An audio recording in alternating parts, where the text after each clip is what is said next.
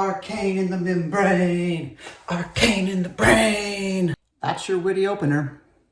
That's what we got. Arcane, moderately popular Netflix show, animated, released at least in partnership with Riot Games. Going in, it's important to say that I hate Riot Games. They are the worst. I would love nothing more than to hate this show. And the only reason I watched it is because some glowing reviews from critics I trust.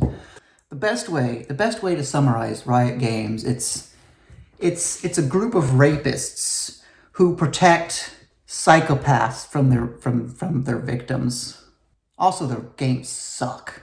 Arcane is a multi-thread, high fantasy story where you start small. You have these kids. They steal a really dangerous thing from these place and blow them up. The city cops are mad, and you slowly add in more characters. You add in the inventor who's discovering this technology and trying to turn magic into technology. It adds in story threads about the politician who may or may not be manipulating our hero scientist, the really sympathetic other scientist who's dying and needs the technology to save his life. You have the police recruit who's under the thumb of a corrupt sheriff who's trying to get the case solved anyway. Darn it. The show is divided basically into three episodes, 3 and 6. You have 3 episodes at the prologue that pretty much just establishes the characters, and then you have 6 episodes which they do have a through line. It doesn't paint it that well, but it really ends up more clearly as you go on being about someone steals this magic crystal, this magic slash technology crystal, and it's like, oh no, we have to get this back because that can kill, or it's bad. It's bad. And you have the crime lord who wants to overthrow the government essentially, and this is all it all comes together. The threads come together. What you need to know is that that setup, the first 3 episodes. If by episode 3 you were not hooked, don't keep watching the show. There's no reason. The first 2 episodes are really basic. Like, you get a really cool world to live in, and you get some good character writing, but they're very basic in terms of plot. It's all development, and you hit episode 3 and boom, the action slaps you across the face. Like, oh, it's going there. Okay, surprising. The first 6 episodes are borderline flawless in my opinion. I do think that the final 3 episodes have some problems. I think after all this build-up and all these character arcs being established and all this information and just stakes, that it kind of collapses in on itself like the heart of a dying star. I think that there's some major pacing issues. There's some major establishment issues. There's character arcs that just don't have payoff. Like, they forgot portions of it, and it really felt like it needed more time towards the end. But great setup, and even if there are issues that I'll talk about in the spoiler section, there's still some really good parts of the finale. Like, the emotional core between the villain was amazing villain, the amazing villain, and the emotional core between him and one of the characters. The sort of cliffhanger, even if it is not 100% the way there, it's still pretty shocking and exciting and like, whoa, that happened. So anyway, that's my quick review of the show. I'm giving this one a 7 out of 10. It's good. And it's a shame it's not better because it looks amazing. This is one of the best looking shows I've ever seen. Watching it on my small laptop at first, it was like 10 out of 10 visually. When you blow it up on a bigger screen, I had a chance to watch some of the later episodes on a bigger screen, it looks a little more CGI. Like, on a small screen, it looks very much like everything's a painting, but a larger scale, it's very clearly CGI, like cell shaded or something on these paintings. But still, beautiful show, great action. The blocking on the fight scenes it's some of the best action. Talent is there. Spoilers. The issues very much come in on the final third. That's really all we need to talk about here. In that things just kind of start happening and there's no payoff. Like, it starts in episode 7. It's mostly fine all the way through, but I had that sinking feeling in my gut. We were like, there's only 3 episodes left in the series, and there's so much ground to cover. So I had this looming dread, and it was valid. The first problem is the police chief that dies. he just gets killed by an unrelated terrorist attack by Jayce, which his story arc was that he was being paid off by Silco. Horrible name, by the way. I couldn't remember his name until like episode 7. It sounds like a company, like we make Silk Co. Anyway, bad joke. He's getting paid off, and so the story arc there is like either he like redeems himself and does something, or he dies because he was paid off. But he's there on the bridge, brigading that on Jayce's order. He's there forming a blockade because of the council's orders. Which, yeah, he was like gonna shoot Caitlyn and whatnot because he's a bad guy, but that had nothing to do with why he died.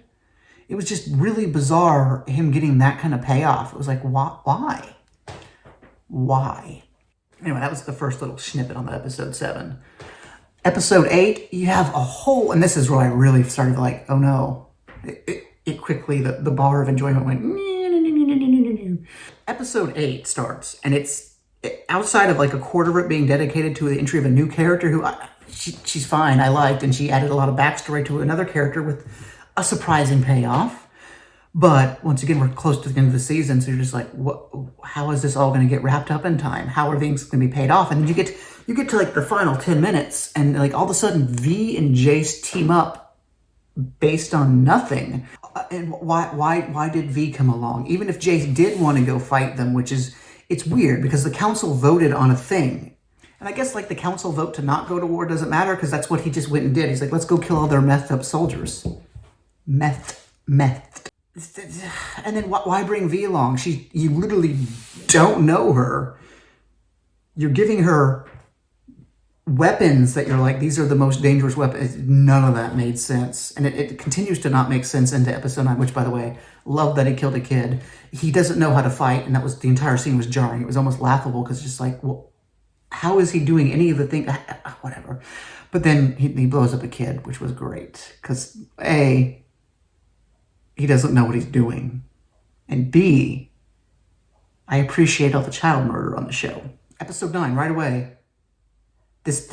You have this technology, the ultimate technology that we can't allow fall into the wrong hands. And he's just like, yes, stranger, take it. I don't care. This is where we went full on a solo Star Wars story.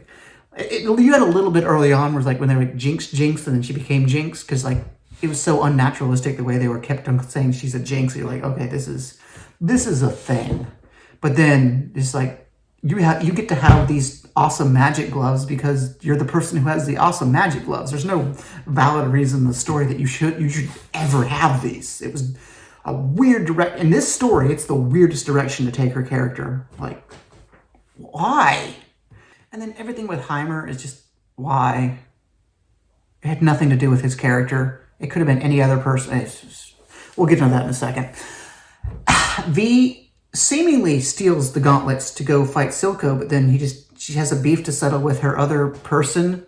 Makes no sense. Why is she single-handed? Why? Why is she not going to go kill the guy who is a problem?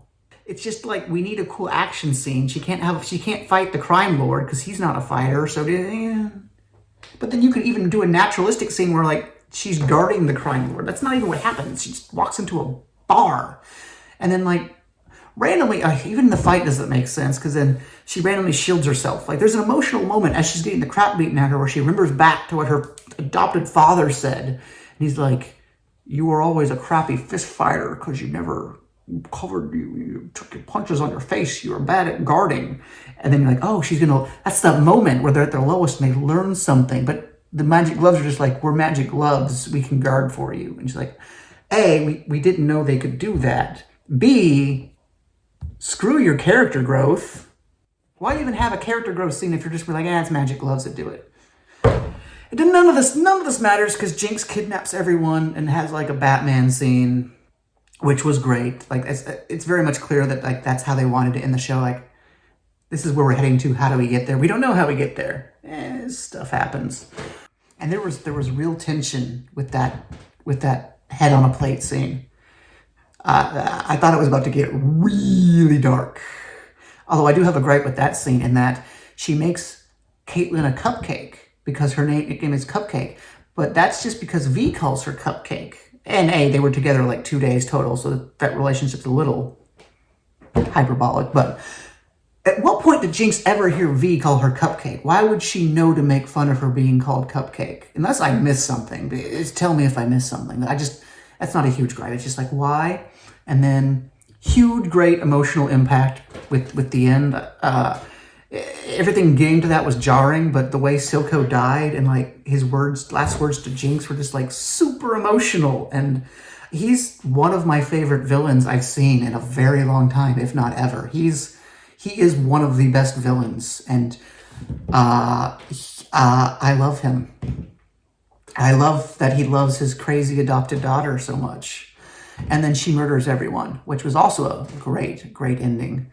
But it has the same problem that I have with Viktor, which I guess I didn't talk about yet. But that Viktor would have you have an arc where, did Viktor get saved? He had the running scene, which implied he's healed, but he's not all the way like Purple Man now. So it's like Viktor's character arc is like, oh, I need to save myself. And then he kind of saves himself, and emotionally he rejects the magic, but he did partially heal himself. So I don't actually know what the resolution to his character is. Is he better now? Like emotionally, I know where he is, and that part, half of it was good, but physically, it's like, what happened? I don't know. I don't understand what happened, and that's sort of the finale too, where you really needed some resolution outside of just the big boom. Everyone probably dies. Like what happened? And I guess, and it's more forgivable for the big boom boom because it's like a set season 2 cliffhanger, where Viktor is not a season 2 cliffhanger. That's the resolution to his arc. What's the resolution? Arcane? Ekko. I didn't talk about him. Ekko is just there. He's completely random. Has nothing to do with the plot. He's completely tacked on.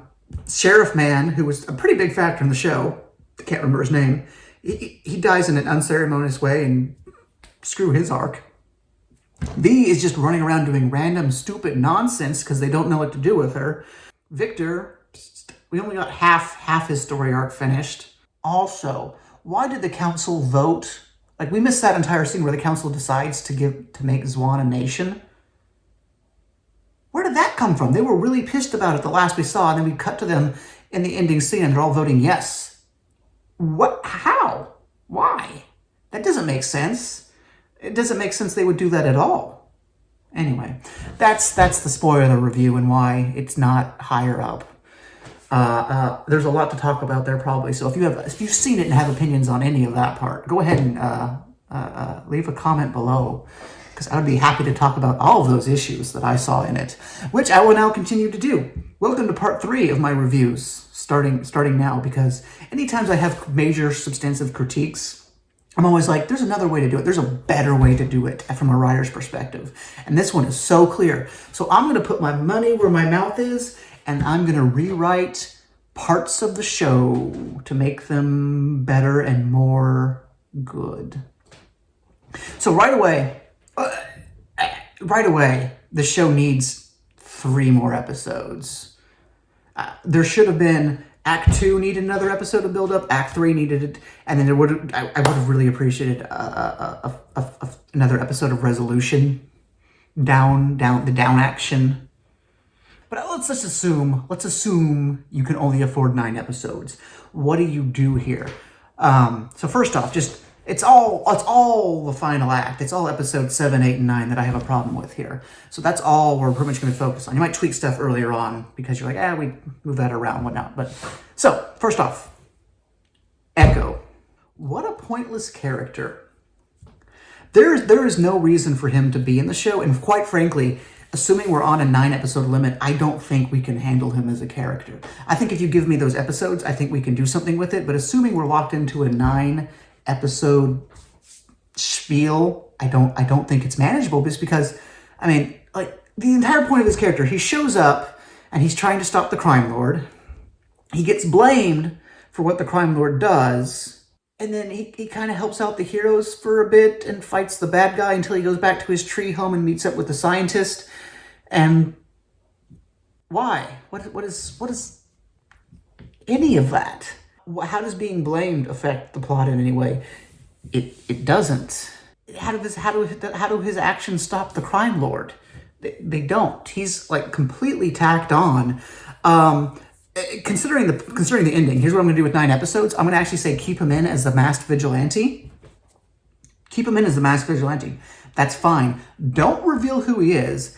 Keep him a secret season 2 character. Just be like, we've established that there is this gang, and the only thing we would need to do in our 9 episodes is to have some sort of resolution to the fact that he's getting blamed by the police. So the culmination to Ekko's story is that he can fly. He has a hoverboard, and they say the sheriff is being paid off. Me and V and Caitlin, we will cross the bridge, but you are going to fly around and hand deliver this to Jayce. So you could have one scene between him and Jayce, and he's still wearing the mask. And he's like, "We're not the bad guys here. Boom! I just saved you. Here's what's going on." And then, so Jayce can be rushing to the bridge as Caitlin and V are getting a gun pointed at them. Just for more tension. Why not? We'll have some drama. And then Jinx walks up during this. She's not just hovering over there. Jinx walks up and is like, yeah, shoot Caitlin right now. And the sheriff is like, I do what? I do what? I'm not going to shoot her right now. And so for the very first time in the entire series, the sheriff does something good. And that's how he gets blowed up. And like, you can have Jinx. Jinx pushes V out of the way and then blows the bridge up. There, all of a sudden, the sheriff, because Jinx worked for Silco. Jinx can speak for him in this instance. So for the very first time ever in the sheriff's life, he does the right thing. Because even though he doesn't exactly get along with Kate, he knows she's right. And she's trying to do a good thing. And he's like, I can't go that far to kill one of my own men. And so for the first time in life, he does a good thing. And Jinx blows him up. Because Silco was threatening his child. But, Jinx doesn't care about that and just blows him up. And that way, V's in the river. She's fine. She can swim to shore. Caitlin's still hurt, whatever. And then Jinx, Jinx is so close she could even hear that cupcake line that I said before. Boom. And so all that gets resolved. And then Jinx is coming to execute Caitlin because Caitlin's still alive. And at that point, Ekko flies back in and they have their fight. There you go. And then Ekko flies off to be in season 2.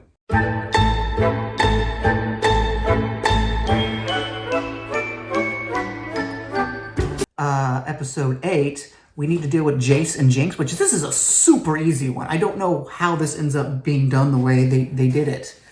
The issue here is that it makes no sense they team up. So Jinx just steals his stuff. Like, that's all you need. We've established the gloves exist. We've established they're powered up.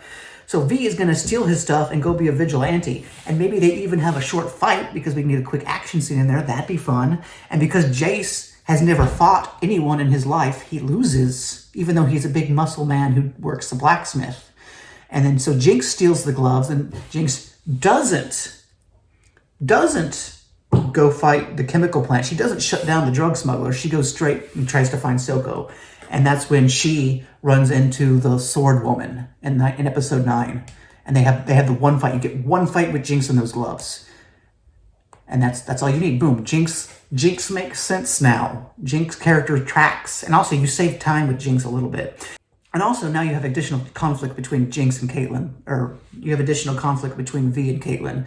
Because V just betrayed her trust and stole from her cousin? Are they cousins? Whatever. Jayce uses this new excuse to say, I'm going to go get the gloves back. So even though he's mad about the gloves, he still can't declare war on the Undercity, but he can use the stolen technology as a cover to hit one of the chemical plants. And just say, oh, I was looking for V, but hey, we found some drugs. Let's kill some guys. And obviously you need to rewrite that scene because it doesn't make sense. To just have him use his pew-pew-pews. And I don't know, he probably should get cut a little bit because he's really bad at just the gun stuff is fine. The part where he's in melee range and swinging his hammer and destroying these mechs makes no sense. But yeah, him machine gunning people down is great. And then Viktor. The only other thing we need is Viktor and Heimerdinger. Heimer, don't have him go meet Ekko and do that entire thing. That was stupid and didn't make any sense for his character.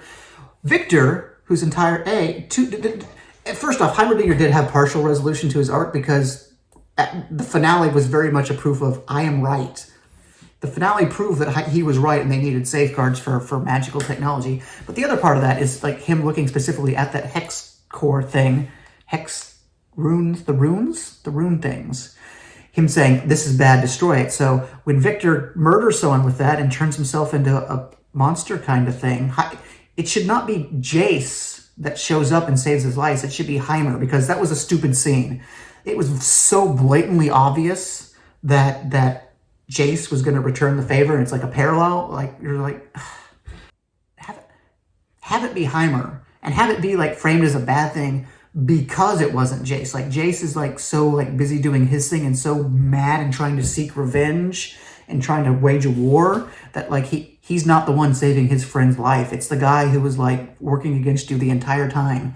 Boom, Heimerdinger's arc completely finished. And then Viktor, the only thing I need from Viktor is just to know his physical state. Is he gonna die? He got a fancy leg and arm, and his blood is all fancy. I don't know what that means. Just, what does it mean? That's just a sentence. All you need to do for that is a sentence. And then it's all good. It's all good. So what do you think about that? I know there was that one guy for Batman versus Superman. He's like, I'm going to rewrite the script, and it was the worst thing ever, and everyone laughed at him for thinking he could write. But I think these are good changes. I think they really dropped the ball going into to the end of the season here. It's just like some of the setup and like the build up and the pacing was just like, what is happening? Anyway, that's my 3-part review. In the future, I'm going to try and do things like this, at least when I think there's room for rewriting, because I have ideas and I'm not afraid to put my money where my mouth is. That was Arcane. Let me know what you think of any of those 3 parts of the show, of the spoilers, of the rewriting. Yeah, it's a good show.